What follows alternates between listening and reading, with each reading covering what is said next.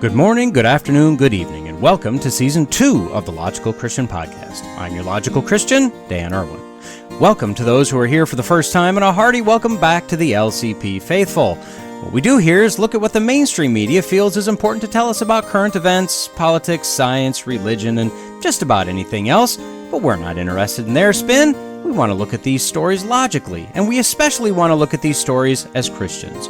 Links can be found in the show notes if you'd like to follow along. So with that, let's go be logical Christians. Welcome to the Logical Christian Podcast. Please come in. But before you do, be warned. Beyond this intro, nothing inside this podcast is as it seems. Black is white, up is down, liquid is solid, fat is thin. Maybe we won't go that far. But be warned all the same. Leave behind all preconceptions. Remove any vestiges of logic from your mind. Abandon all hope. Again, probably too far. Be prepared to have your brain twisted and bent, desperately trying to make sense of the sorcery contained within. Is it real? Is it illusion? There's only one way to find out. On today's episode, first the bell is rung. Take your seat. Everyone greet your teacher, Mr. Bub. Mr. B. Elza Bub. And then we'll wave our magic research and watch a premise disappear right before our eyes. And then a goal update so frightening, so terrifying, it must be real. So upgrade the insurance on that laptop. Things are going to get hot, real hot. And then prepare to come to terms with the fact that if it weren't for people doing exactly what they do, nobody would be doing it. And that's because you are awful. Now, for all those that still dare to enter, reach forth your hands, concentrate as one, and speak the magic words. Abraca, here we go. Have you ever experienced buyer's remorse? If you've ever purchased something, I guarantee you have, you know the feeling. As a kid, you save up your allowance for weeks or months and gather all your dollar bills together. Or I guess today you check your Venmo balance or something and plunk it all down on that toy that you just know will make you happy for the rest of eternity, only to almost instantly regret your life choices as the stupid dumb toy is stupid dumb boring, and great, now it's stupid dumb broken. This never changes. You buy that car, the electronics, the house, make the upgrade, get that mail order bride, buy the accessory, pierce or ink your body, etc., and within a period of time that's too short for even the most precise scientific chronometers to measure, you instantly feel that twinge of regret, and shortly thereafter, the realization that you're just going to have to live with what you've done sets in. A meme, and yes, I want to say it that way, was popular a few years ago showing Fry, the young idiot from the cartoon Futurama, holding a wad of cash shouting, "Shut up and take my money!" The backstory is that the new iPhone, spelled E-Y-E, phone, was out and could do everything, as all iPhones allegedly can, so he rushed to the store breathlessly, asked the clerk if there were any left. Luckily, he thought that there might be one left in the back, and as he reached behind the curtain, the phone factory was churning out thousands of these things, and a robotic arm placed one in the hand of the clerk. Now, he explains to Fry that it's $500, you can't choose your carrier, the battery can't hold a charge, and the receptionist and before he can finish, Fry holds out the cash in the now iconic meme pose and shouts, "Shut up and take my money." And this has been used as the meme, I'll say it right this time, the meme for so many things. A coffee mug with the full script of the movie Shrek on it. Shut up and take my money. Apple added a third camera on their phone. Shut up, take my money. A knife that toasts the bread while it slices the bread. Shut up and take my money. French's mustard flavored ice cream. Let that sink in. Shut up and take my money. And this is the problem, isn't it? We just tend to thoughtlessly spend money on stuff that we don't need. The faster we can move into a purchase, the more dumberer the purchases we seem to make are. This is why people like Dave Ramsey and his ilk have careers helping people get back out of debt. This is why he pushes a defined budget with non-negotiable buckets of money. Left to ourselves, we tend to make stupid decisions. All that said, grab your wad of cash, hold it out in front of you, get ready to mindlessly shout, "Shut up and take my money," because I have found an absolute no-brainer. Now, if you live in England, it'll only cost you about $15,000 American. If you're not living in England, it'll be about $30,000 American. But when I tell you what it is, you'll be willing to pay any price. Ready? Okay, contain your excitement, at least the best that you can. Found on notthebee.com, headline, the University of Exeter now offers degree in magic and occult science to explore topics like decolonization. See? Was I right or was I right? So Exeter is in the southwest part of England, kind of on that little tail thing sticking off to the left of the bottom of the island. You know, basically in the center of Topsham, Naderwater, Upton Pine, and Sowton. You know where I'm talking about. Well, they're offering a Master of Arts degree in Magic and Occult Science. If you go full-time, it'll only take you a single year to get your master's, which seems relatively fast for a master's, at least from my perspective. So, I mean, if all you want is to get a master's degree to command that extra cash and to throw some letters after your name and your email signature, well, maybe this is a quick and easy way to get it. You know, if you're okay with hanging out with the Dark Lord and all. If you'd like to be part of things you definitely shouldn't be part of, you'll want to start the admissions process now. The classes start in September 2024, so you do have some time, but I'm not sure how long this whole admissions process thing takes. You don't want to wait until the last minute, that's all I'm saying. So I want to get straight to the source on this, at least to start with, exeter.ac.uk. The Master's is under the Arab and Islamic Studies postgraduate course listing. Why? I'm not entirely sure yet, but it kind of looks like it's more due to the program director, maybe. We'll get to her, and we'll get to this here in a moment. Here's the overview of the course. First, build interdisciplinary expertise whilst exploring your specific interests within the long and diverse history of esotericism, witchcraft, ritual magic, occult science, and related topics. Next, join our dynamic postgraduate community benefiting from research-inspired teaching led by a range of top scholars from different fields. Point C. Our prestigious Center for Magic and Esotericism welcomes MA students to monthly meetings and local field trips. And number 4, graduate with the skills and knowledge needed to influence and drive business strategies that make a positive contribution to the environment and society. Does it feel like this overview was generated by AI? Because it's more of a word salad made up of college-y course words, really. I mean, interdisciplinary expertise? Really? In this? Really? Long and diverse history? Okay, maybe. They have a prestigious Center for Magic and Esotericism. I mean, who thought that was something that would be lauded at some point? They're taking field trips? Would this be to what, Hades or something, maybe? I'm not sure. And probably my favorite.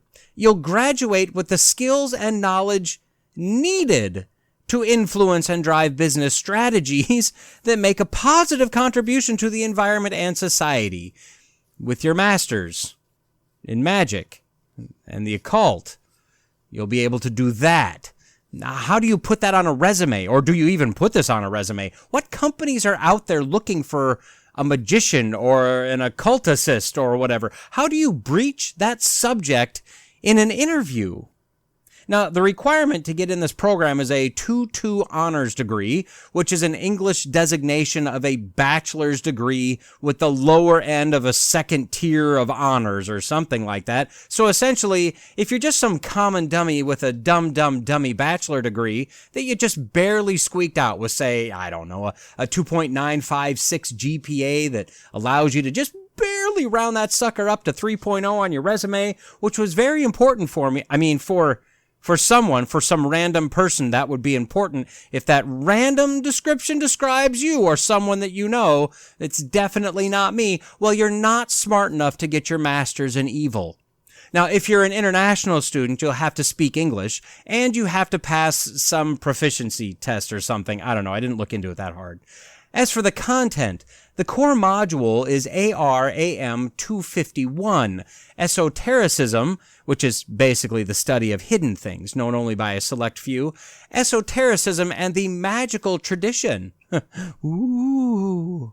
This module will be team-taught and explore, quote, magic in Greece and Rome, occult texts in Judaism, Christianity, and Islam, the history of witchcraft, magic in literature and folklore, deception and illusion, and the history of science and medicine, among other key themes.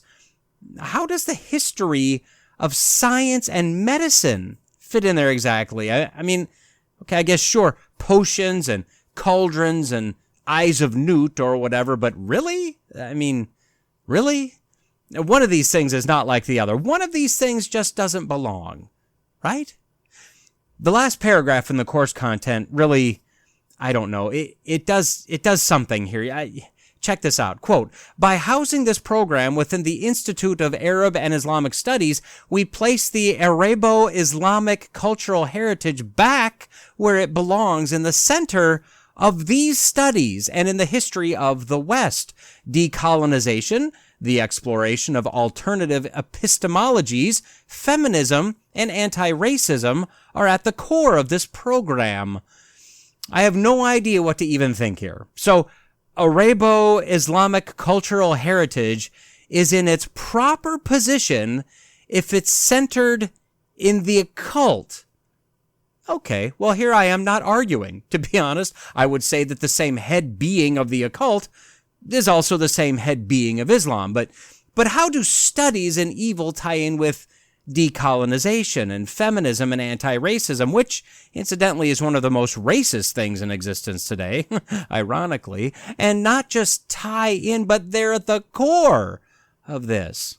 As part of this, you'll be conducting research, quote, using our archival materials, which include sources for rites and rituals, meanings of belief, West Country witchcraft and folklore, along with ancient and Arabic sources. The Bill Douglas Cinema Museum also has a large collection of books, ephemera, and artifacts on the history of magic lanterns, phantasmagoria, optical illusions, photography, Victorian magic, and music hall performance, with many items relating to seances and Victorian occult activities. Okay, continuing on. Careers. That was a question I had. Where in the world, literally, could you ever use this? Quote, our MA program is designed to develop skills to prepare you for a wide range of professions or further study into PhD level. You will develop invaluable, transferable skills, including creative thinking, analytical thinking, curiosity and lifelong learning, resilience, flexibility, agility, motivation, and self-awareness. All of that means nothing. I'm telling you, this is AI generated. It's got to be. Continuing on, this MA can lead you to a diverse range of careers. Examples include teaching, counseling, mentoring, heritage and museum work, work in libraries, tourism, arts organizations, the publishing industry, social justice and environmental think tanks, spiritual and well-being guidance, writing and media, the arts, and further research.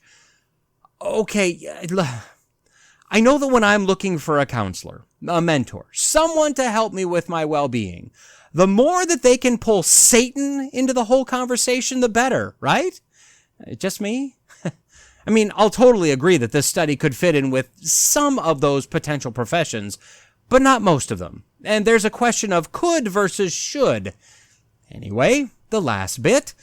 The recent surge in interest around topics pertaining to magic and occultism means that many of these professions have experienced a similar surge in demand for this expertise. And that is a terrifying sentence. Is there actually a surge in interest in this? Is there, more importantly, I think, a surge for professionals versed in this? I mean, if that's true, that speaks volumes about where this world is currently. All right, some more background. The program director is Associate Professor in Medieval Arabic Language and Literature, Emily Selov. And I don't want to judge somebody by how they look, but I'm absolutely going to do that right now. If I saw her on the street, I wouldn't look twice. She's an average-looking generic white female.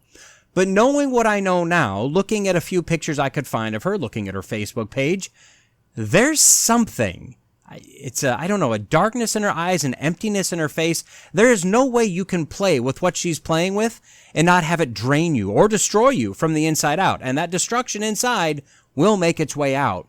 Maybe I'm biased by what I know. Probably so. But maybe not.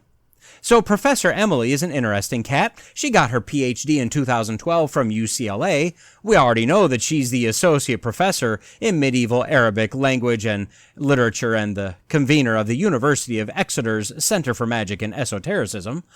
I'm going to just read this next part from her overview page verbatim, as I have no idea how to do anything other than that.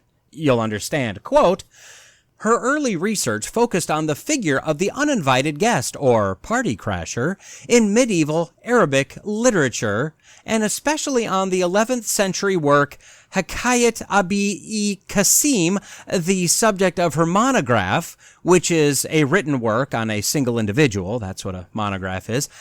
And the work is entitled Hikayat Abi Qasim, A Literary Banquet. Edinburgh University Press, 2016. She also co-edited and translated this text with Professor Geert Jan van Gelder, entitled The Portrait of Abu Qasim al-Baghdadi al-Tamimi. That's a Gibb Memorial Trust, 2021. Are you lost yet? I mean, yeah, I'm lost, okay? I'm lost. I'll be honest here. How is any of this relevant to life? I mean, not to demean Ms. Emily, but, I mean, here we go. This is useless. It's quite literally useless.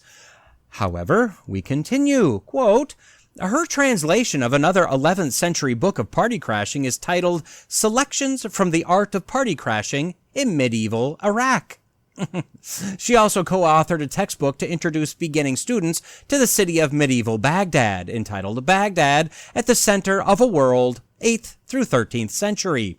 And has created a collection of cartoons titled Popeye and Curly, 120 Days in Medieval Baghdad, to accompany this textbook. Now, don't everyone rush to Amazon to pick this up at once. You'll overwhelm and crash the site. She is currently writing a short monograph for the Cambridge Elements series titled The Donkey King, Asinine Symbology in Ancient and Medieval Magic. And I'm sorry to take this long on this, but if I had to read it, well, you have to hear it. So we'll finish off her overview, sans break-in by me. Dr. Silove was a postdoctoral research associate at the University of Manchester from 2012 to 2014, working on the ERC-funded Arabic commentaries on the Hippocratic Aphorisms Project. She has articles published and in progress on medieval Arabic medicine and magic. Her article, Magic as Poetry, Poetry as Magic, a fragment of Arabic spells in Magic, Ritual, and Witchcraft, 2020, explores an area of special interest to her research, the overlap between poetic and magical language. She was the PI, I'm not sure what that is, of a Leverhulme-funded research project, A Sorcerer's Handbook, 2019 to 2022, which will create an edition, translation, and multidisciplinary, multi-authored scholarly analysis of Siraj al-Din al-Sakaki's Magic Handbook, Kitab al-Shamil Wabar al-Kamil, the Book of the Complete is how that translates. This multicultural, multilingual guide to cursing, healing, and harnessing the power of stars, angels, jinn, and devils was conceived at the crossroad of many magical and religious traditions and serves as the intersection at which multiple scholarly methodologies and disciplines can intersect today. I don't even know what to say at this point. I mean, I may again be a little biased here, but how exactly is she contributing to society? This is quite literally of the same use of the off-sided underwater basket weaving, or as I've heard Dave Ramsey say, the underwater marble stacking degree. I'm a fairly open-minded individual to history, culture, etc. It may not interest me so much, but I understand how studies of the past at least can be important from a societal viewpoint. But her monograph was about a story about a guy that apparently joined a meal with people he didn't know. He ate their food and essentially paid for his meal by telling stories during the meal. Who cares? I gotta believe that even in the Middle East and Iraq, most people have never heard of this guy or this story or care about it, as this knowledge has no effect on anyone, anywhere, at any time. Nobody will ever say, I was heading out this direction, and then Hakayat Abi Kasim popped into my head, and I was like, nah, dog, I guess I better not do that. So, Ms. Salove teaches 3 different modules at the University of Exeter. Obviously, the Esotericism and Magical Tradition module. Also, the Arabian Nights, Perception and Reception, which sounds just absolutely something. And finally, the From Holy Text to Sex Manuals in the Medieval Middle East, which, no, I'm going to stop there. Okay. That's the course, that's the program director, and this is getting a lot of attention, as it should. NPR interviewed one of the professors, Sajad Rizvi, about this new offering. The interviewer, Aisha Rasko, and Rizvi start off by sharing a laugh about Exeter becoming Hogwarts. Now, side note. I know that the Harry Potter thing is very polarizing. I'm on the side that they're not good, that it's not a good series. The main problem I have with Harry Potter is that there is no defined good or evil. It's stated in the Sorcerer's Stone that there is no good or evil, there's only power and those too weak to seek it. I do understand the context of that statement, but when you look at the Lord of the Rings, for instance, or the Chronicles of Narnia, there are absolutes with regard to good and evil. Star Wars starts to blur that line, as there is the Force and there are light and dark sides, but if you're a Star Wars fan, you've seen that line between good and evil and the use of the Force is very fine. And that's, from my understanding, the same problem that Harry Potter has. The other and larger problem I have with it is that it does pull actual occult symbols and artifacts out of real life, as well as some spells and incantations, and it's packaged as if it's harmless. And I'm sorry, you may love Harry Potter, but portraying magic and witchcraft, especially with blurry lines and real imagery and real incantations, as nothing but lighthearted fun for kids, that's not good. Now, I know this is very divisive, even within my own extended family, but now we come to the University of Exeter, with a literal master's in the occult and magic being offered, and the joke is about it becoming Hogwarts. Ha ha ha ha. What a lark. Again, the lines are being blurred. So I think the easiest way to do this is to play a few minutes of excerpts from the 6-minute interview rather than me just restating it all. So let's start with the role of magic in society, tradition, and religion. It's really about, what is the role of magic in society, the so-called hidden arts, ways in which people see the world and try to manipulate the world, the historical study of how magic, the occult, the esoteric was found in the world across different cultures as well. I think that's Western traditions, but also Eastern traditions, Islamic traditions, and so forth. In many, religious traditions, including, Abrahamic ones, cite descriptions of divine magic. Will your program examine that history? Yes, there are a whole series of what are known as occult arts or occult sciences, which are directly associated in the Abrahamic traditions with understanding and using scripture, writing certain phrases down, using them in amulets, opening a page of the Bible or the Quran and seeing whether it says something which is positive or negative about an intention that you have, as well as different prescriptions you find in Christianity, Judaism, and Islam about how you use the word of God to combat black magic. Now, we'll come back to this, but speaking for Christianity, yes, there are people who look at the Bible as that kind of a text. No, that's not what we do with the Bible. If you're using the Bible to find magical phrases, if you're opening the Bible and just popping your finger down randomly to see what God's answer to your question is, just close it up, get yourself a magic 8-ball. That is not the way the Bible is written. That's not what it's for, and you're blaspheming God by using His word in that sort of callous way. All right. How is this being received? I hear that your program has garnered a lot of interest from prospective students, and there's obviously a strong public interest in magic. Why do you think this is? In many ways, the modern world is all about marginalizing the magical. It's about the rational. It's about the everyday. It's about the economic interests and scientific and technological progress. And in all that, we actually forget that there's elements of life which are very much tied to imagination. The magic, the occult, even the esoteric is really about the powers of the imagination and the way in which imagination makes cultures. In many ways, the interest in magic, the occult, is very much part of a kind of a self-reflection of the way in which we understand religion, philosophy, history. Is there more to this sort of reality than we have really been focusing upon? So one of the interesting things about those who have been already applying for the program, we've already had a number of applications from China. And that's quite unusual because on the one hand, magic is seen quite negatively in China because of the legacy of communism.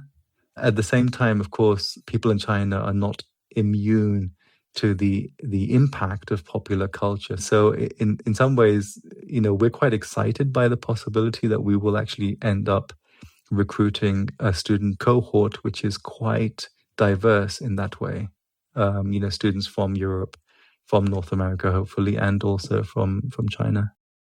Notice how this is being downplayed. Oh, sure, it's magic and the occult, but it's just a part of society. It's really just imagination. It's all just normal life. Sort of, but this is delving into arenas we should be staying away from, especially college-aged young adults, many of whom will be coming into the program with their only understanding of the occult being the Harry Potter series. Finally, what are graduates going to do with this new knowledge and this master's degree? I think it will depend very much on the particular specializations they might be interested in. But I think the people who want to do this would be doing it because they really have a passion for the subject. No one's going to do a master's unless they really do have a passion. And, with this sort of background, there's all sorts of possibilities of people going into creative industries of different kinds. They might go into the media, they might go into the non-profit sector internationally, because one of the elements of the degree is to bring an intercultural approach to this. So that sort of critical analytic understanding of different cultures is something which certainly will be an important expertise and skill that potential students can take into the job market. I'm not sure if you heard what I did, but basically, there's no use for this. This is nothing but either a money-making scheme or an indoctrination scheme, or maybe both from the school. There's no use for this degree at all. This isn't needed to foster an international approach. It's not needed to be creative. It's not needed to understand different cultures. It's a nothing. It's a big nothing, or at least nothing good. If the general job market ever advertises the need of this training, knowledge, or skill, we have a much larger problem on our hands. Now, I can't speak to Islam, but although Judaism and Christianity have people and sects that treat it as some sort of mystical divining rod or magic book or whatever, that's not what either religion even comes close to being or comes close to claiming. And I'm pretty comfortable saying Islam falls into this as well. Now, we do have people like Jen Johnson, the daughter of Pastor, and I use that term wildly loosely, Pastor Bill Johnson, who has said multiple times that she sees the Holy Spirit like the genie in Aladdin, and he's blue. Now, she literally thinks that she can command the Holy Spirit and he'll do as commanded. That would be magic, and honestly, an occultic practice. I've seen many instances of the heavily charismatic churches, specifically they're not Christian, the New Apostolic Reformation churches, practicing all sorts of things like chanting over and over, people laying on graves called grave soaking, people literally flailing around in what appears to be absolute torment on the ground. They call it the Holy Spirit. The God of the book doesn't act like that. This is demonic. But bringing it much closer to home, when we take a fragment of a verse and use it as our own lucky charm, how is that vastly different? I can do all things through Christ who strengthens me. Well, most people who use it out of context. Now, in context, this is not Paul saying that if you throw him a challenge, he can overcome it no matter what it is. He's saying that this life may treat you good and it may beat you up, beat you to a pulp even, but because of Christ, he and we can endure and fulfill our calling. That said, is it okay to have a gym bag or a tattoo or a water bottle with this on it? Sure, but if you're using it as a mantra, an incantation to overcome and be the victor, well, it starts to get a little fuzzy in my book there. It's the same, as I've already stated, with reading scripture for guidance. That's a good thing. When making a decision, definitely search through the scriptures to find anything that might pertain to your decision and seek out that wisdom in any way possible. But if you drop the Bible open on a table, pop a finger down, and use that as your random answer, well, that's using the Bible as a divining tool. If you're reading the Bible and looking for numeric patterns, looking for keywords or phrases that you believe are speaking in code to you and your specific circumstance, well, you're attempting to interpret omens or fortune tell. That's not what the Bible is, and the Bible specifically warns against and prohibits that kind of sorcery. The Bible specifically tells us not to play with this stuff. The Old Testament, Mosaic or Levitical law forbids the Israelites from messing with this stuff. Leviticus 19:31 says, "Do not turn to mediums or spiritists. Do not seek them out to be defiled by them. I am Yahweh your God." Deuteronomy 18:9-14 says, "When you enter the land which Yahweh your God gives you, you shall not learn to imitate the abominations of those nations. There shall not be found among you anyone who makes his son or daughter pass through the fire, one who uses divination, one who practices soothsaying, or one who interprets omens, or a sorcerer, or one who is an enchanter, or a medium, or a spiritist, or one who inquires of the dead. For whoever does these things is an abomination to Yahweh. And because of these abominations, Yahweh your God will dispossess them from before you. You shall be blameless before Yahweh your God. For those nations which you shall dispossess, listen to those who practice soothsaying and to diviners, but as for you, Yahweh your God has not allowed you to do so." And then Exodus 22:18 says, "You shall not allow a sorceress to live." Now, in the Old Testament, to practice any of these things was a death sentence, right? I mean, God was simply not going to allow his chosen people to be defiled by playing with demonic satanic evil. If that was your thing, God would require your life. Now, in the New Testament, we don't see the same thing commanded in the same way, but we do see that those who are children of God remove this evil from their lives, and we're told the penalty for unrepentantly dabbling in this as well. The penalty is the same as it was in the Old Testament. God requires your life, but this time it's by his hand, and it's seen in the second death. I mean, it was in the Old Testament that way too, but it wasn't stated that way exactly. So Acts 19:18-19 says, "Many of those who had believed kept coming, confessing and disclosing their practices, and many of those who practiced magic brought their books together and were burning them in the sight of everyone. And they counted up the price of them and found it 50,000 pieces of silver." See, repentance, real repentance, will cause us to purge the evil from our lives. Acts 8:9-13. "Now there was a man named Simon who formerly was practicing magic in the city and astounding the people of Samaria, claiming to be someone great. And they all, from the smallest to the greatest, were giving attention to him, saying, 'This man is what is called the great power of God.' And they were giving him attention because he had for a long time astounded them with his magic arts. But when they believed Philip proclaiming the good news about the kingdom of God in the name of Jesus Christ, they were being baptized, both men and women. Even Simon himself believed. And after being baptized, he continued on with Philip, and as he observed signs and great miracles taking place, he was constantly astounded." And then we see a few of the warnings. Galatians 5:19-21. "Now the deeds of the flesh are evident, which are sexual immorality, impurity, sensuality, idolatry, sorcery, enmities, strife, jealousy, outbursts of anger, selfish ambition, dissensions, factions, envying, drunkenness, carousing, and things like these, of which I forewarn you, just as I have forewarned you, that those who practice such things will not inherit the kingdom of God."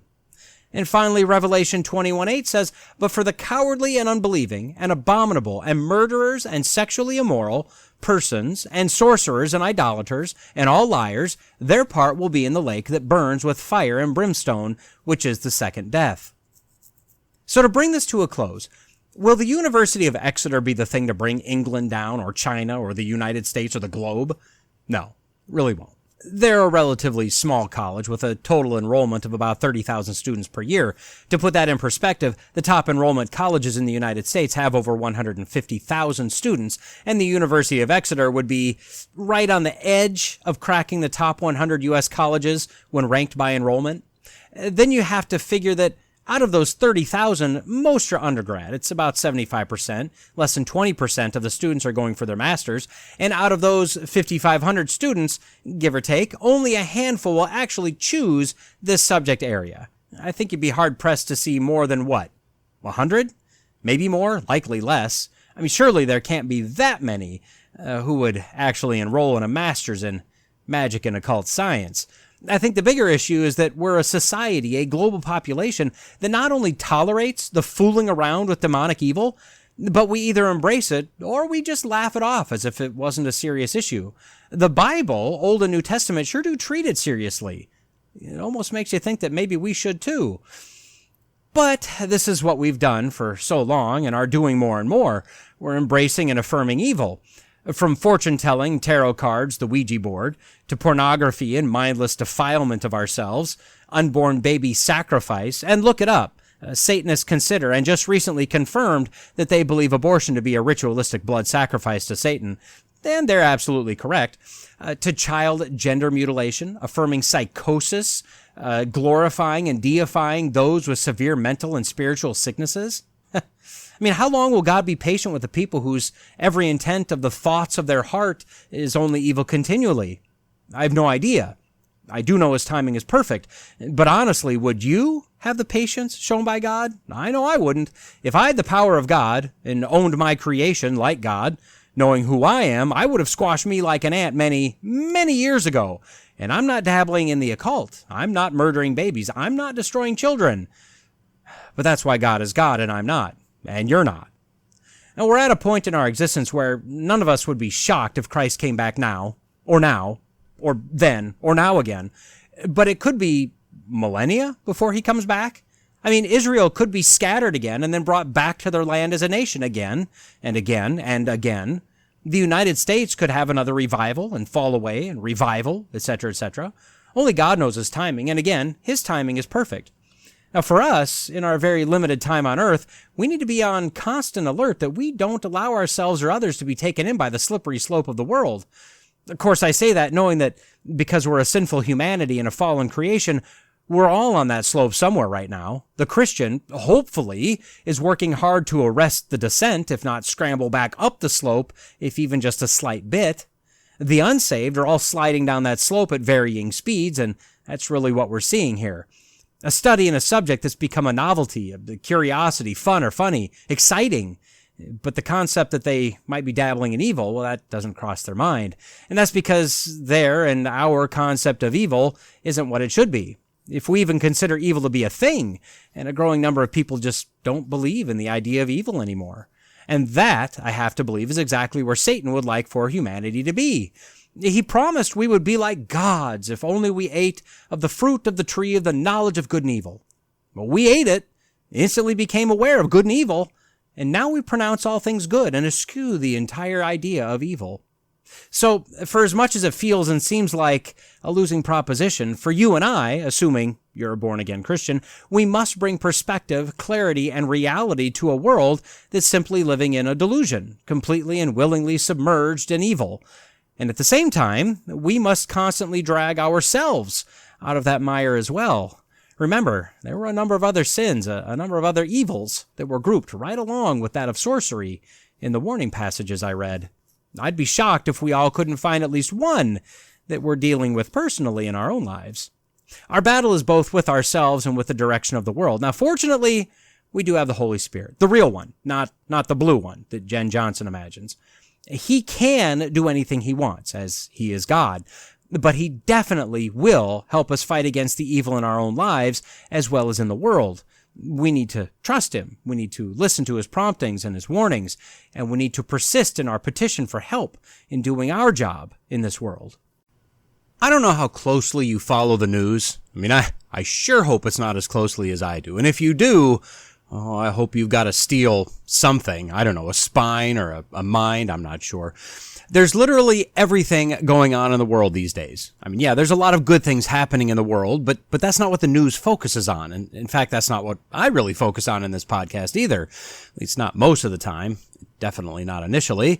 The reality is that turmoil, division, anger, hatred, violence, that's really what sells. I mean, that's what makes the news. And if most of us are being honest, that's what we kind of tune in to see and hear. I hate to admit it, but there is an adrenaline rush that comes with getting angry at the world. And if I'm being completely honest, the easiest part for me when it comes to writing the scripts for all of these segments is the snarky, sarcastic, angry parts that I generally start with. Trying to bring whatever story it is I'm working on back to the Bible and back to a non-angry worldview, something remotely resembling compassion. That's the hard part. And sometimes it's really hard, which is one of the reasons I'm doing this podcast, to try to keep myself grounded in the truth no matter what's going on in the world. So I don't know if I'd call it indoctrination, but we're at least, let's say, trained to look at the world around us with skepticism, negativity, pessimism, or just flat out anger. Mainstream music, TV, movies, not to mention social media, and pretty much everything else is just charged with negativity and division. And yet, with all of that, for nearly all of us, when we see a child in need or an injured animal, a family that's lost it all, a natural disaster, or how about just recently Americans that were left trapped in Afghanistan or Israel, we feel compassion for them, no matter if we know them or not.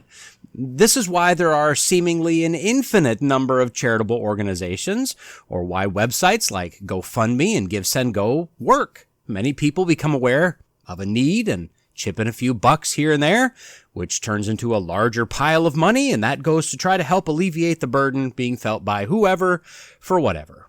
And let's not forget about our offerings to churches, who in turn run charities or donate to charities, or what about missionaries who go around the world doing all sorts of things, including spreading the gospel?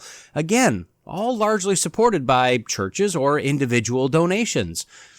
But why? Why do we do all of this? Why do people give, and why do people go? Why does any of this even exist? Now, we'll get to that.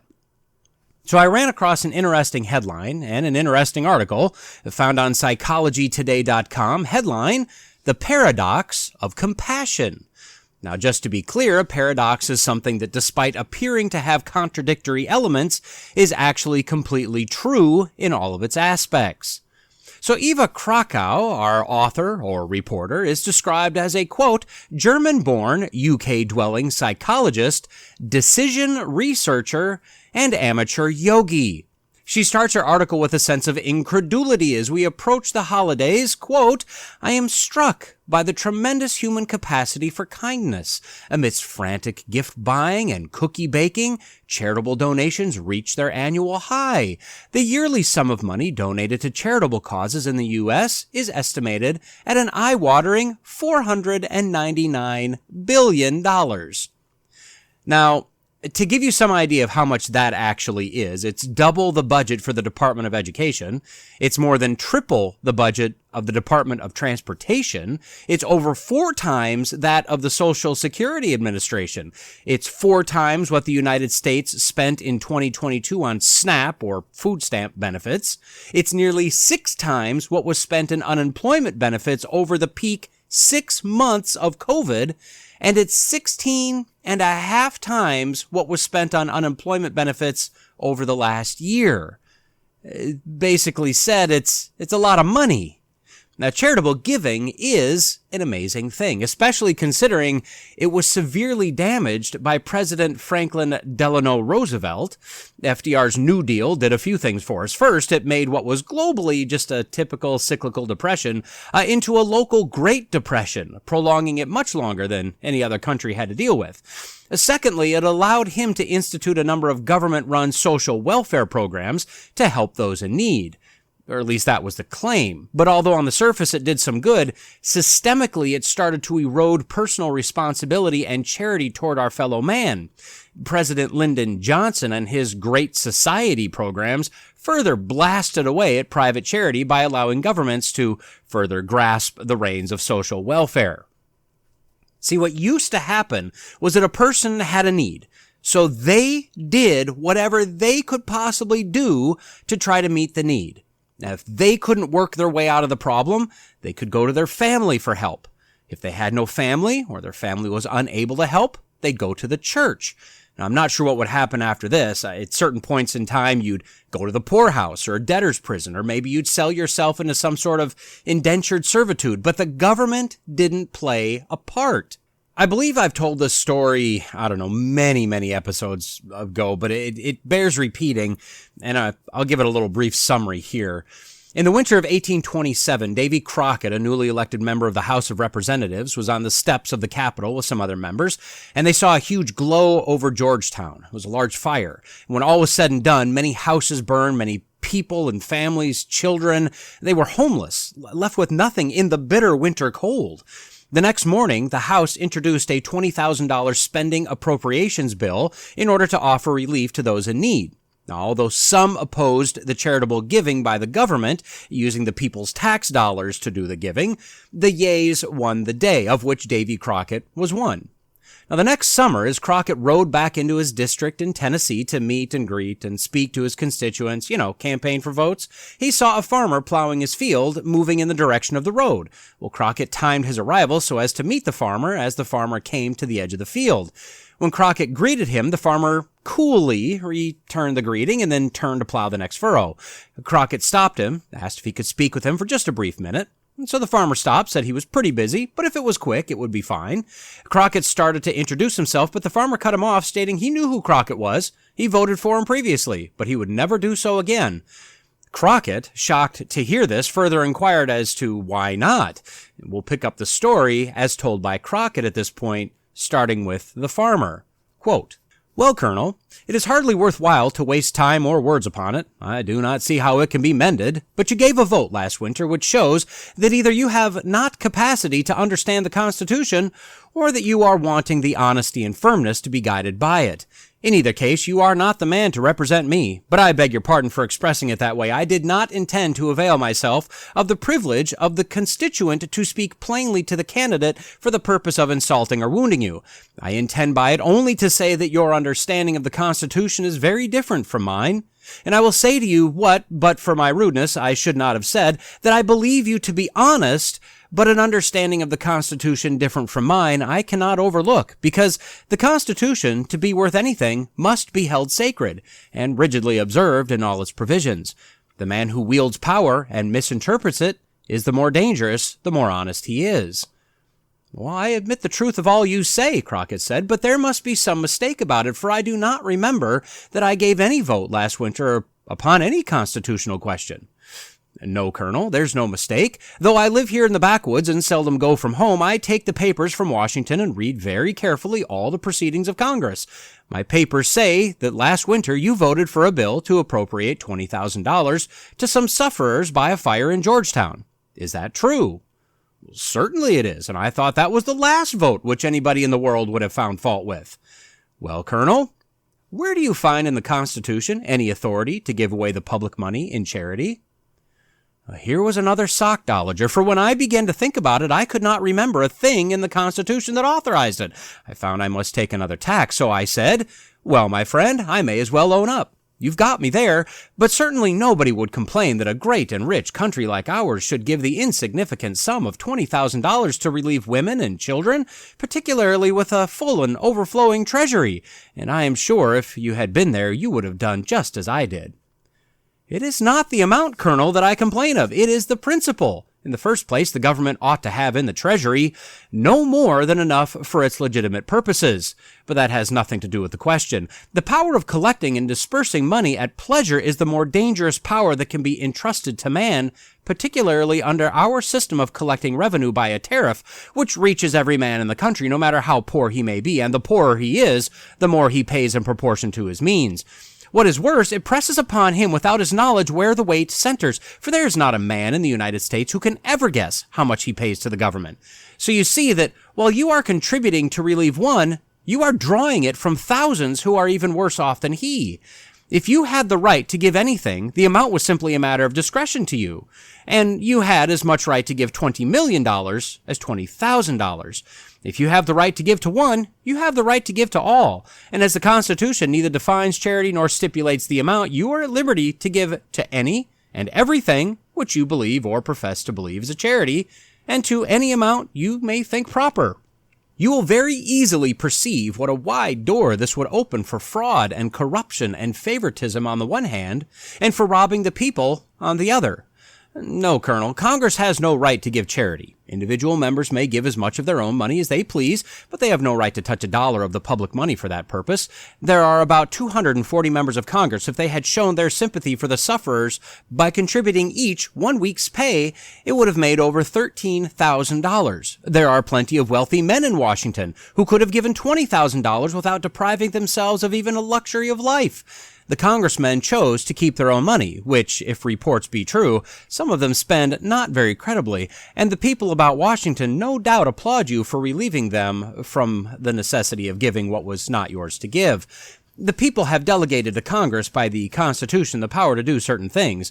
To do these, it is authorized to collect and pay monies, and for nothing else. Everything beyond this is usurpation and a violation of the Constitution. So you see, Colonel, you have violated the Constitution in what I consider a vital point.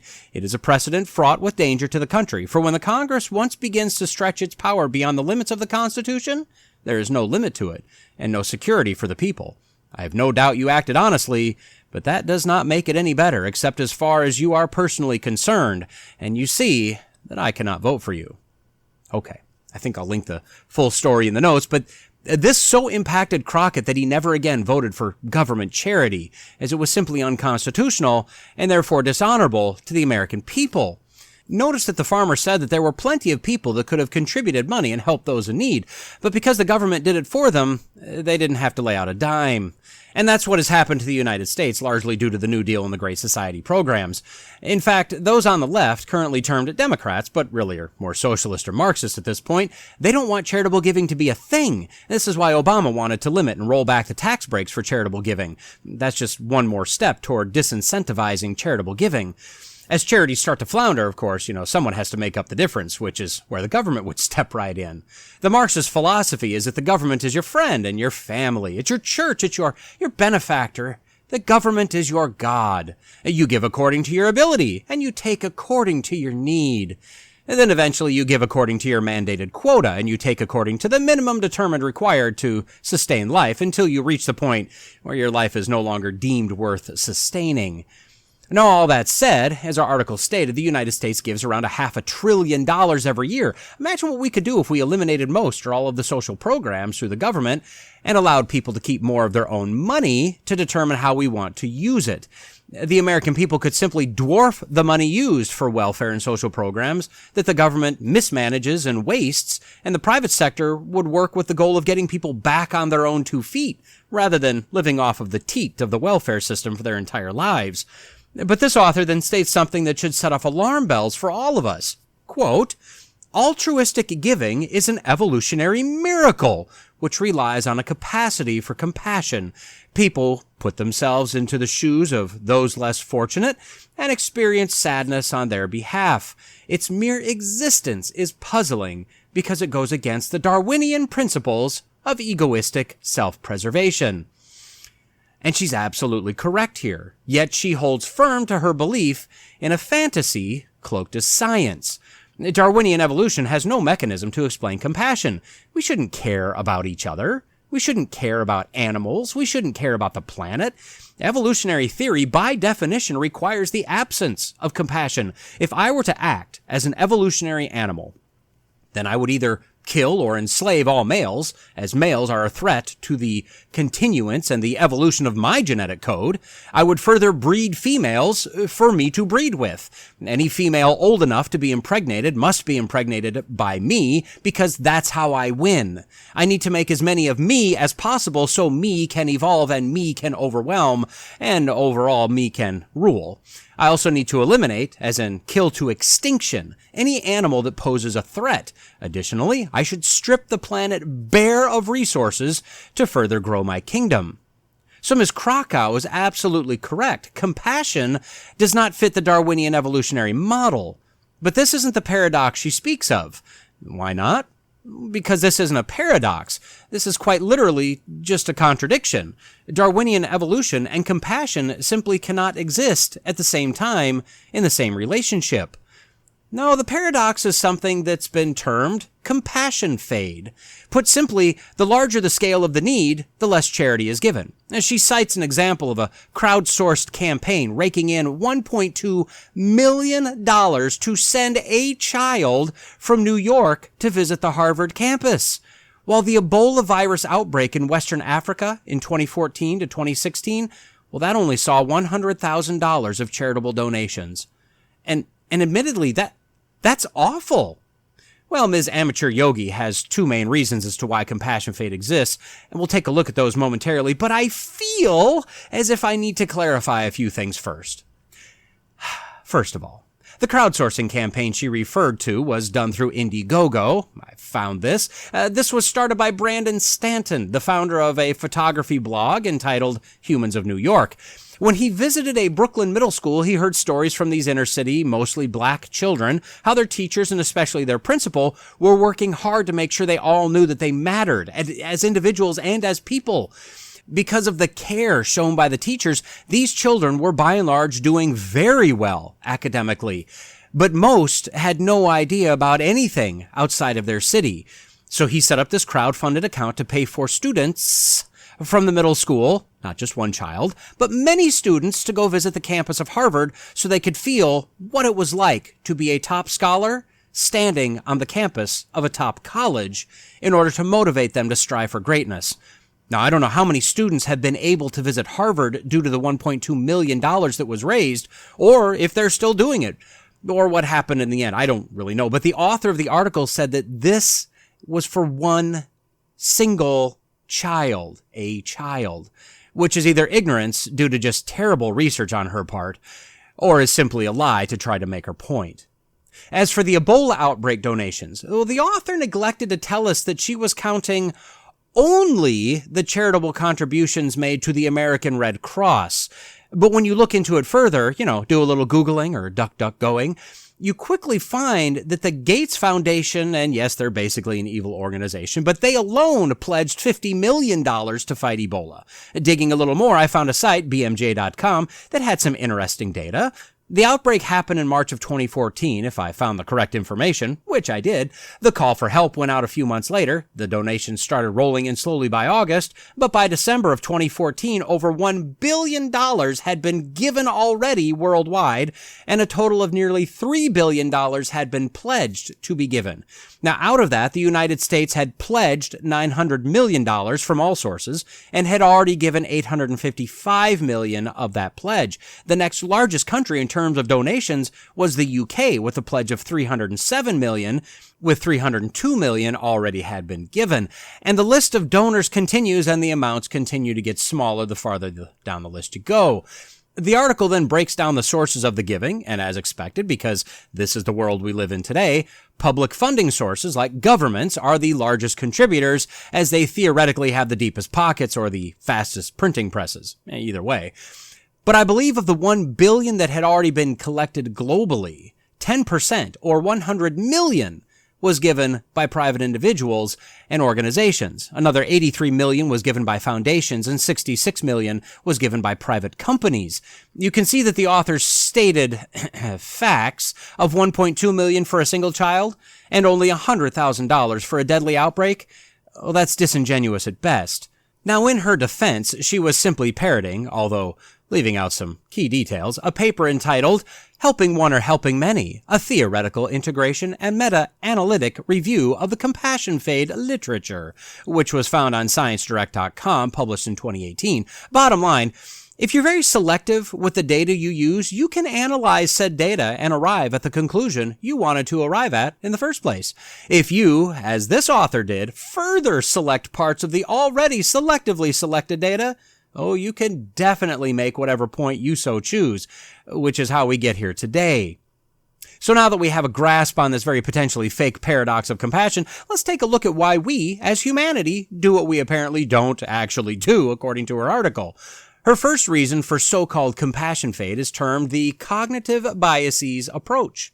Now, according to simplypsychology.org, a cognitive bias is, quote, a systematic error in thinking affecting how we process information, perceive others, and make decisions. It can lead to irrational thoughts or judgments and is often based on our perceptions, memories, or individual and societal beliefs.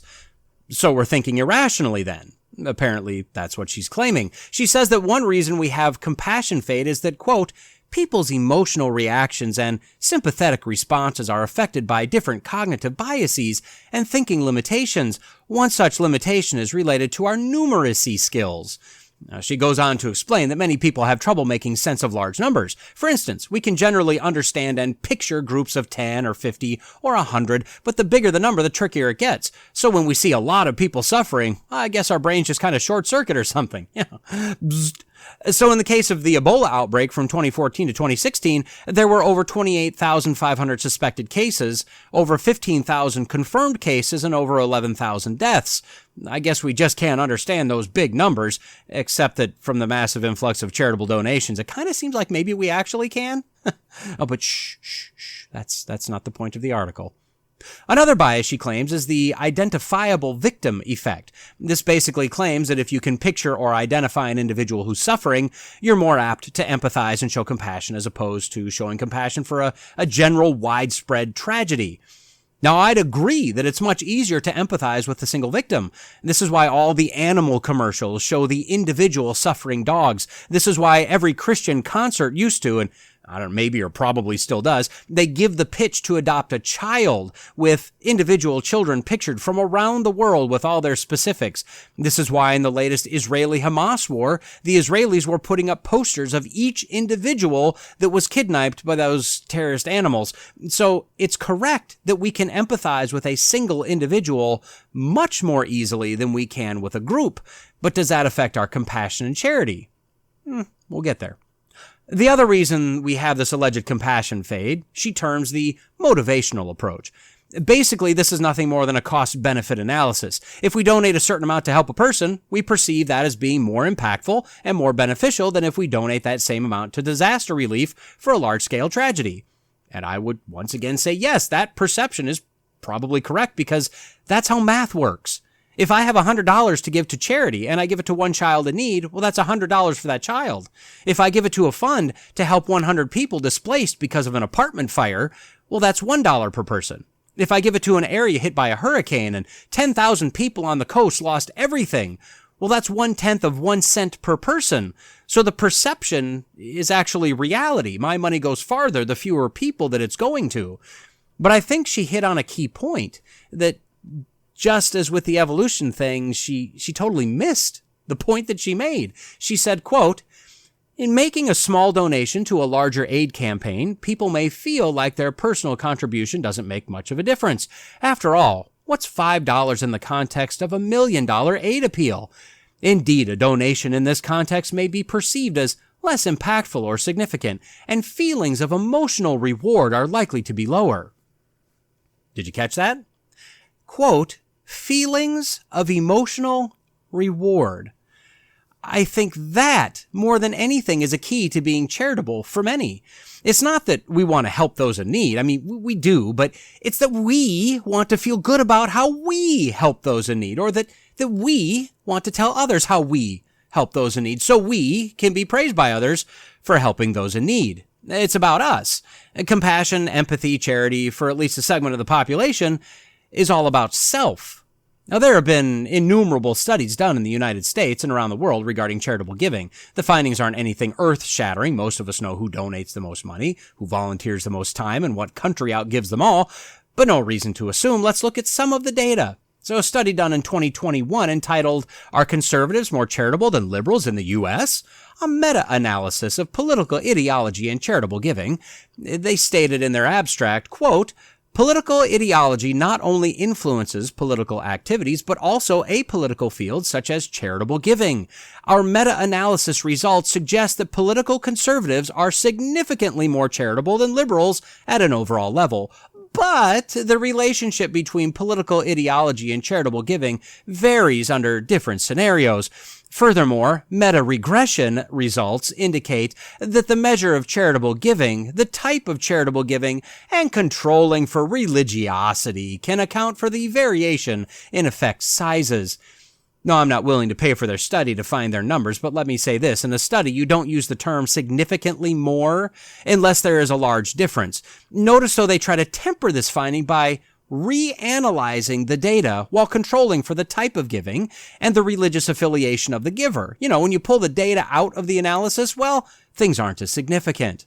Shocker. Which is fine, but again, we're back to the idea that if you selectively select the data, you can conclude whatever conclusion you want to conclude.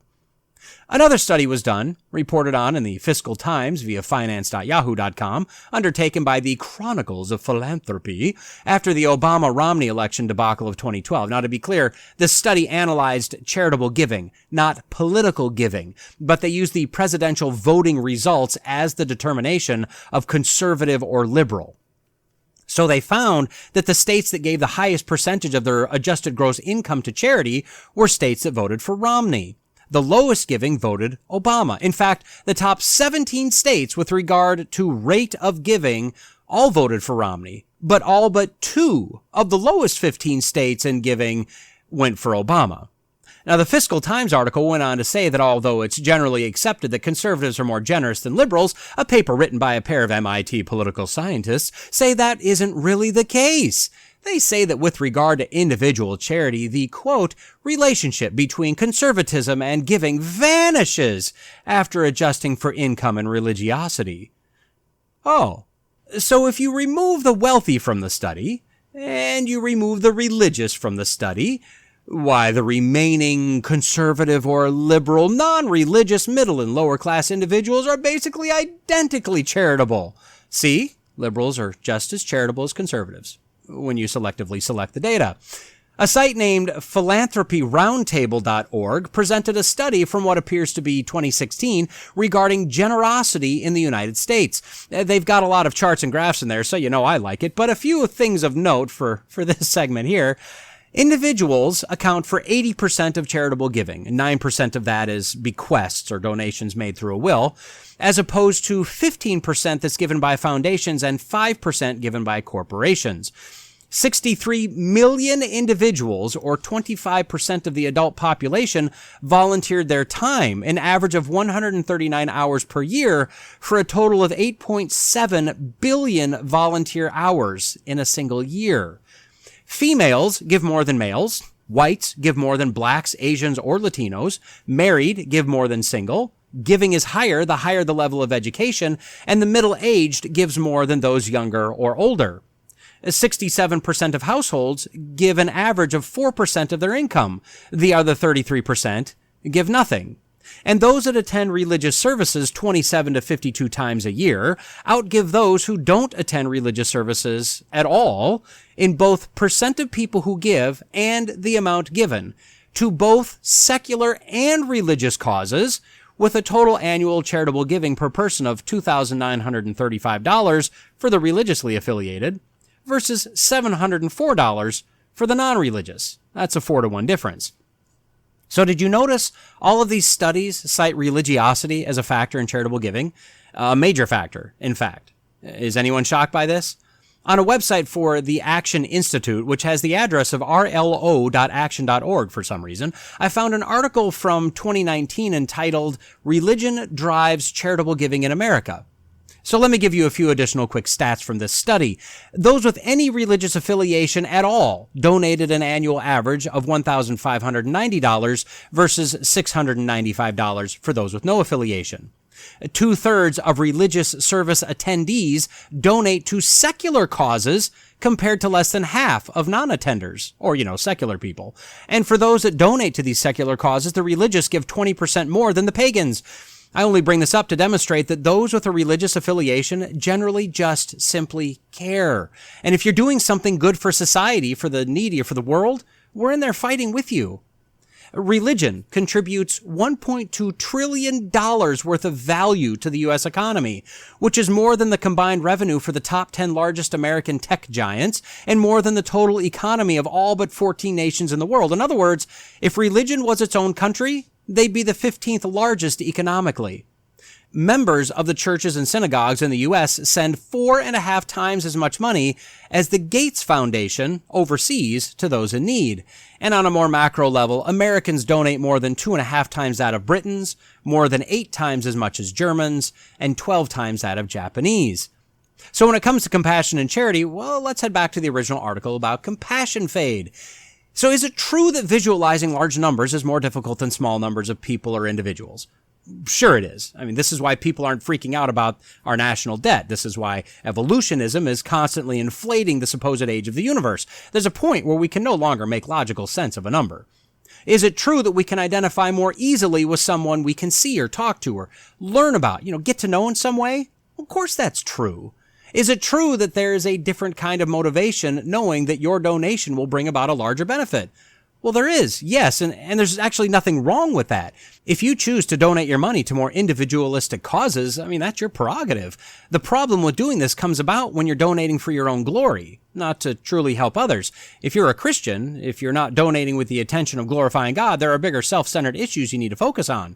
Remember, if it wasn't for God's blessing on you, you wouldn't be able to help others. Jesus was fairly clear about this, found in Matthew 6, quote, "Beware of doing your righteousness before men to be noticed by them. Otherwise, you have no reward with your Father who is in heaven. Therefore, when you give to the poor, do not sound a trumpet before you as the hypocrites do in the synagogues and in the streets, so that they may be glorified by men. Truly, I say to you, they have their reward in full. But when you give to the poor, do not let your left hand know what your right hand is doing, so that your giving will be in secret, and your Father, who sees what is done in secret, will reward you." We seemingly have the choice when it comes to giving, right? We can strive for earthly glory given to us by man, or we can opt to forego those earthly accolades with the knowledge that God sees and knows exactly what we're doing and the motivation of our hearts in doing it. And he has no problem and in fact delights in rewarding his children in ways infinitely better than any pat on the back we may get from man. And can we just agree that that's hard for most of us? Going back to those Christian concerts, when you adopt a child from a foreign country, what do you get when you sign up to make those donations? You get a picture of the child and a card with the details. And then over time, you get the occasional letter or artwork. And what are you told to do with this? Well, you're told to put it on the refrigerator. That way you and everyone else can see what you're doing. If you've ever donated to GoFundMe or GiveSendGo, how hard is it to make your donation as anonymous? Especially if you're donating a larger amount. And generally, unless it's a local thing, nobody else that's donating is going to care one bit about who you are or that you donated, but we still kind of want our name on that list there, right? We want our moment in the sun as well. That aside, is the premise of the article true? Is compassion fade a real thing? Now, my gut tells me that no, it isn't. I'd say that there are a number of factors that go into charitable donations for events. There are many charities out there, many of them claiming to help the same things, many of them in the exact same ways. The donations get diluted. And just like this article claimed, only $100,000 donated to the Ebola outbreak in Africa. But that's only counting one of the many charities. The real picture is much, much different. There are a lot of needs. It seems like everywhere we turn, another natural disaster, another tragedy, another best mom in the whole world with 3 little kids that absolutely adore her who died from cancer, so please help. The reality is that there is only so much money to go around. And as we saw by the data, the pool of donors is whittled down by political leaning and by religiosity, which means you have less than 100% of the possible donors right off the bat. The number of things asking for and receiving donations is inflated. Here we go. Now, I'm not an artsy kind of guy, so this is going to sound biased, but I assure you it's not. If a museum, art gallery, or performing arts, whatever thing, or a similar organization can't make it on ticket sales and merchandising and gift shops, then maybe they don't need to exist. And let me be clear, I think this concept should apply to everything that's not a need, no matter what it is. Now, that said, I'd argue that maybe size should be a factor. Like, say, colleges with tens of billions of dollars in the bank should maybe tell their donors to donate to a relief organization, for the next decade. National museums and galleries should be left to fund themselves, not take our tax dollars, while also collecting donations from the populace. Local organizations, the small privately owned museum of whatever, the local amateur performing arts studio, the local band or orchestra, even school events or clubs. Sure, I have no problem with them asking for donations as long as that money is strictly accounted for. Bottom line, many of the things asking for money right now, as much as they may be loved by some, they're not a need. They're a nice to have, and they'll be just as nice if they live within their means. Next, it's the economy, stupid. Right? The worse the economy gets, the tighter budgets get, the smaller the donations get. That's simple math. And if a tragedy happens during an economic slowdown, well, the donations are going to come, but just not as fast and most likely not as large. And then the government. Like it or not, we have been trained that for large national tragedies, FEMA is supposed to come to the rescue. Although some towns are meeting the trucks at the edge of town and turning them around, not wanting to be beholden to the federal government, which is probably the right thing to do in nearly every case. Most of us either consciously or subconsciously expect that the state and the federal governments are going to come in and mop up, do the heavy lifting when a hurricane hits or a blizzard freezes an area solid or whatever. We pay our taxes. That's supposed to go for that. Beyond that, we'll donate some. We'll donate water and clothes and whatnot, but the government has been very clear. We don't need to worry about it. They're from the government. They're here to help. And I'm sure there are dozens of other factors that play into who or what is donated to. I'd even include luck of the draw, right? I mean, there are probably thousands, tens of thousands of crowdfunding charity campaigns available to donate to right now online. How many out of those thousands or more are picked up by a local or a national broadcast of some sort, gain notoriety, trend on whatever social media platform, and get widespread attention? Not many. But those that do will be overrun with donations, while the others, in essentially the exact same circumstance, may possibly get a handful if they're lucky. Now, I find the idea of compassion fade an easy conclusion to draw, as conceptually it seems correct, but I have a feeling, and yes, this is an admission that this is my opinion, I have a feeling that if the data was honestly and completely analyzed, taking into account factors like those mentioned above and many more, compassion fade would be debunked quick, fast, and in a hurry. The Bible is very clear that we are to help our fellow man. It starts at home, right? Taking care of your family. 1 Timothy 5:8. But if anyone does not provide for his relatives, and especially for members of his household, he has denied the faith and is worse than an unbeliever. If we can do more than that, we are to take care of our brothers and sisters in Christ, which starts with the widows and the orphans, and then it extends to all our fellow believers. We're supposed to show compassion to each other, bear each other's burdens, forgive one another. And then we're told and shown over and over that we are to show compassion to our fellow man. We see Jesus feeling compassion and showing charity to the multitudes that were following him, even though he clearly knew that many of them, most of them maybe, were following him simply to avail themselves of miraculous healings or free food. So at the beginning of this segment, I asked, why are we charitable? Well, as humans, we're pre-programmed to be charitable, to be compassionate with others. God has written that on our hearts. Jesus and the apostles and others have been examples for us, and the Bible gives us the instruction. Of course, sin has marred that compassion, that desire to be charitable, and some have even seared their conscience to the point that feelings or acts of charity or compassion are unfortunately few and far between. Yet despite sin, despite selfishness, the economy, governments, political ideologies, and everything else, we continue to be a charitable people. So why did this author write this article? Well, she gives an answer as to what we can do about this compassion fade. She said the best way to avoid this is to avoid the complex statistics of large tragedies. In order to more evenly distribute aid, to be more fair and equitable, quote, it's usually helpful to showcase individual victims of large-scale misfortune.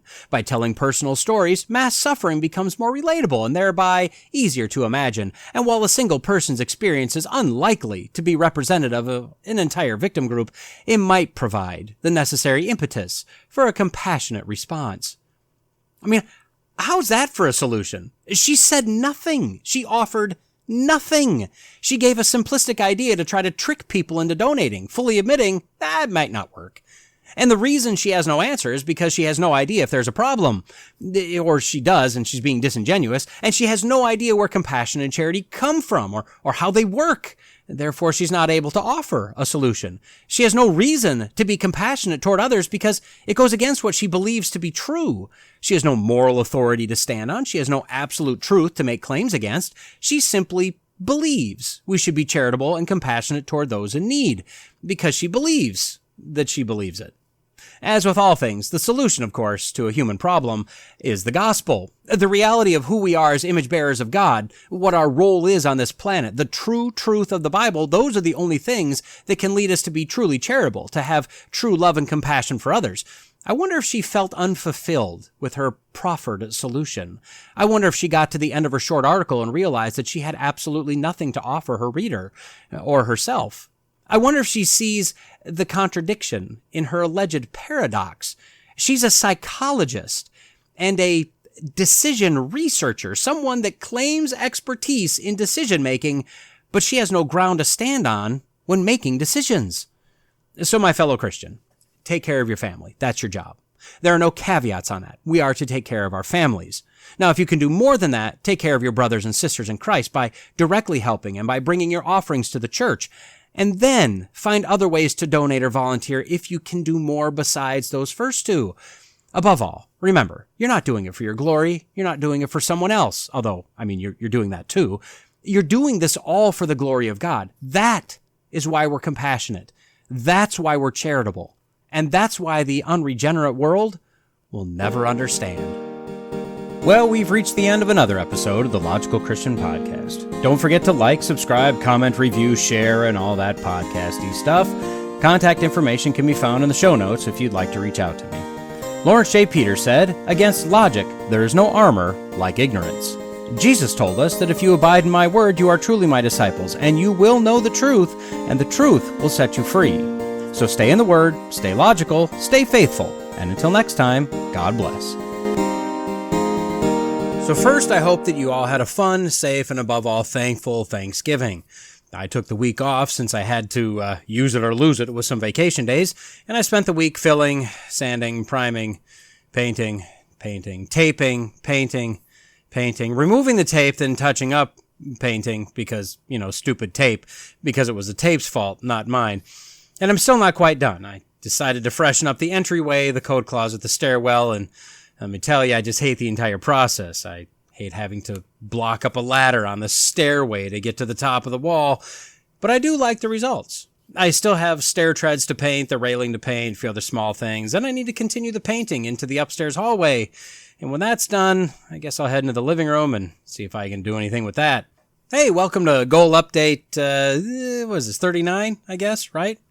So, as we're moving into December, it's wind down time, right? At least it always feels like wind down from normal stuff as the shopping, the wrapping, the family, the trips, etc. All that ramps up. It's a good trade-off, but is anyone else just kind of tired? It's funny.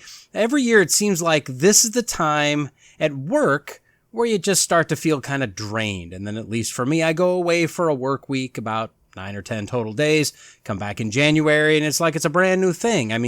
It's a new year, but it was only a week, yet it feels like much more than just taking a week off somewhere in the middle of the year. I don't know. Rambling. Maybe it's just me. Maybe not. I think I'll do one more goal update this year, sometime in December. I'm hoping to have some ideas of goals for 2024 by that final update for the year, although I may not have the exact specifics yet. Not sure exactly how I'll run the podcast through the end of the year either, but I'd expect to have 1 or 2 weeks without a new episode drop. And if I decide to continue doing goal updates, it probably won't start until late January or early February. Then I'm not really sure if I'll do it weekly or what I'll do. I don't know. We'll just kind of have to see. A lot of things going on right now at home, at work, for the holidays. But I'll jumble it all out in this brain of mine, and it'll all work out. It'll be all right. That said, with regard to weight, I have no idea. Too much, I can tell you that. With regard to working out, well, I did a lot of sweating and a lot of walking, a lot of stair and ladder climbing last week, but no formal workouts. Not sure where I'll end up come, the end of the year, or more accurately after the holidays. Likely down a little from where I started, which is historically my favorite form of diet, the yo-yo diet. Hopefully down some from where I started this year. We'll just kind of have to see. It's okay, though, as I think I'll be entering 2024 with a clearer idea of what I can and can't do, or should and shouldn't do, or I don't know, maybe I'll just fail in a spectacular manner. Who knows? You know what they say, you always burn the brightest right before plunging into the sun. Something like that. Doesn't matter. Books read. Well, that's a big LOL, right? No, just no. No time and or no energy. Late nights, tired physically, tired mentally, just not going to pick up a book and read. I'm really not sure I'll get to another book this year or not. I know the next one on the list, and I know that once I start it, I'm going to want to plow through it. And with everything going on right now, that may not be a good idea. So we'll just kind of have to see. As for Bible reading, well, with a week of doctor and dentist appointments, just checkups and whatnot, for me, for the kid, working through lunch so I could leave early to get places, etc., random excuses, all that stuff. Well, I had 2 weeks of 2 focused readings per week. So, 4 times I got in the Bible, at least specifically over 2 weeks. So that's not good either. And that's part of what I want to do is reformulate how I want to schedule everything that I'm trying to get done. I think using my lunch period, my lunch 30 minutes or whatever at work for accomplishing something is valid. I think I should do that, but I don't think relying on it for my Bible reading is a good idea. It's kind of proven to be not as reliable as I was kind of hoping. That needs to be given a higher level of importance. So it's part of setting goals for next year. I'll kind of work all that in and figure out what I want to do. So for this update, specifically, I'm up through Exodus 20. No additional in-depth reading. That's also going to be part of setting goals for 2024. Figure out how to work that in. And regardless of how many days I did my reading, the reading is slowing down because I'm into the 10 Commandments and now into the various laws and rules and punishments. And I don't know, either you gloss over them or you slow down and try to gain some understanding.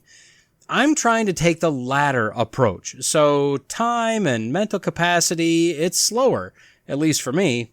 I mean, I can tell you that I have a different appreciation for pastors and the like as studying, writing, reviewing, editing, all that for 40 hours a week, more or less, a lot of them more. I think it would turn my brain to mush.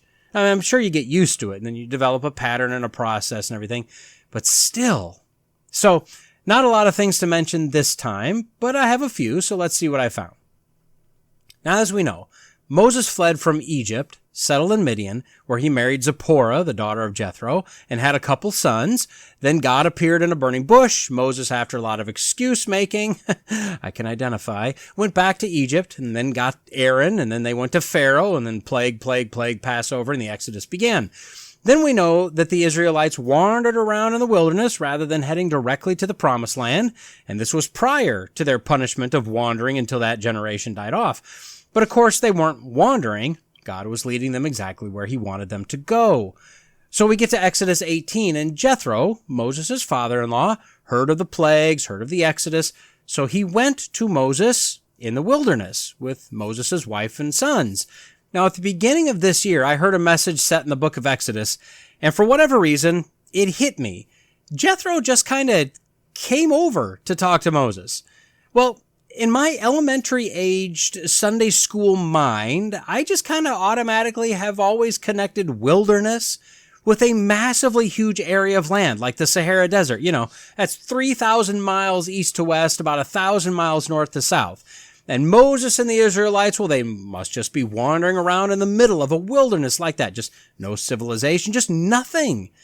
And somehow, I've been able to disconnect that idea from the text of the Bible where they were passing by or through various kingdoms of other civilizations or whatever. So it hit me at the beginning of this year that this wilderness just isn't that big.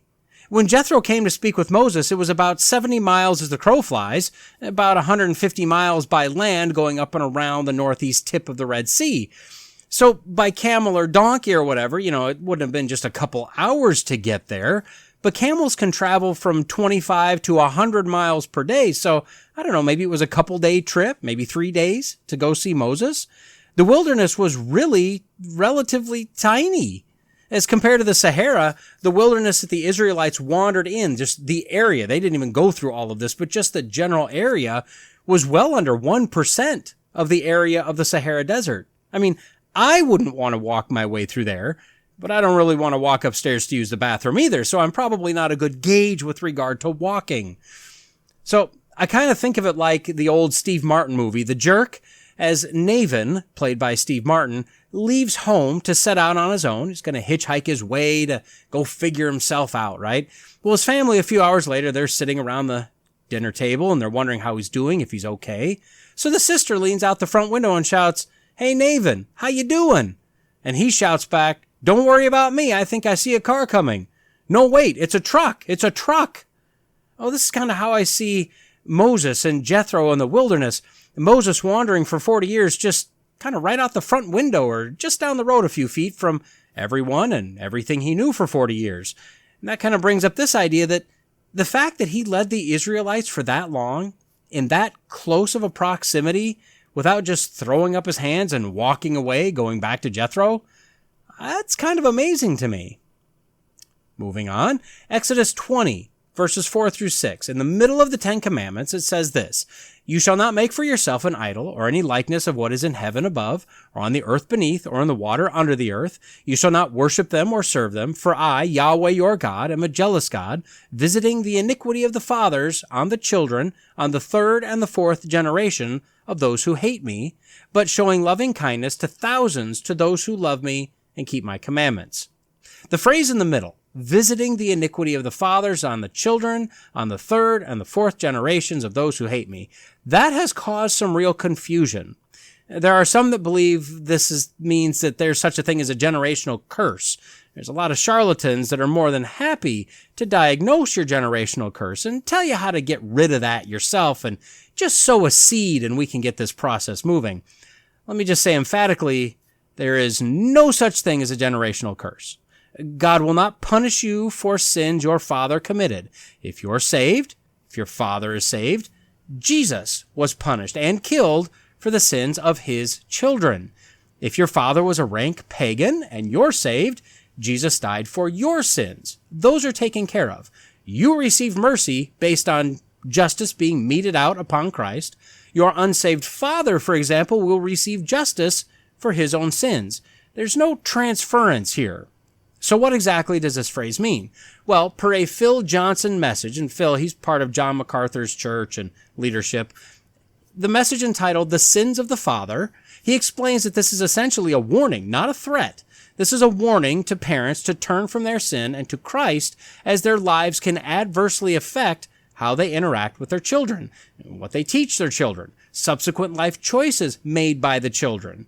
Likewise, this is a warning to children to turn to Christ, regardless of what their parents did or didn't do. Don't follow in the footsteps of sinful parents. And then finally, as Phil pointed out, this is applicable only to those that hate God. If you're saved, can you be a hater of God? Or maybe the better way to ask it, if you hate God, can you be saved? The answer is no. No, you can't. So this warning is only applicable to those that are unsaved. Speaking of generations of a sinful family, walking in the same sinful ways as the previous generations, hating God. It's generational sin, generational life choices, not generational cursing.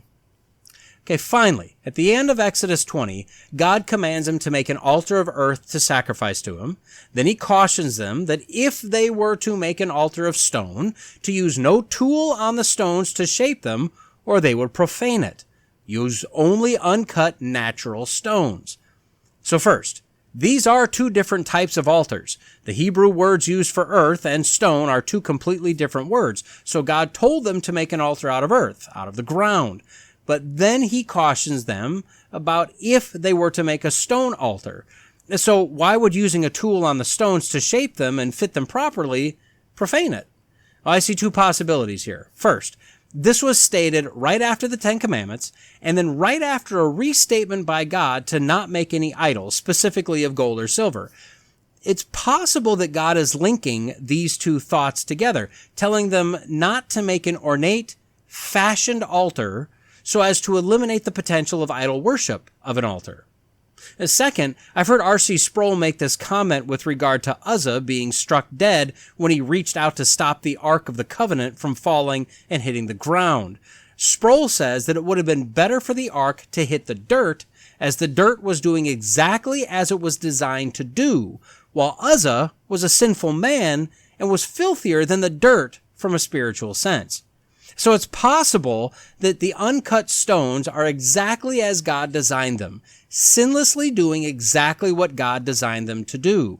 Whereas tools fashioned by sinful man, fashioning stones in the image that sinful man desires them, profanes the stones by association with man rather than directly to God.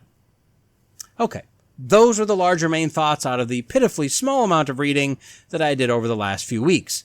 And as I'm tired, and it's getting late, and this needs to be recorded, and the next episode assembled and dropped, I better end it here. Okay, bye.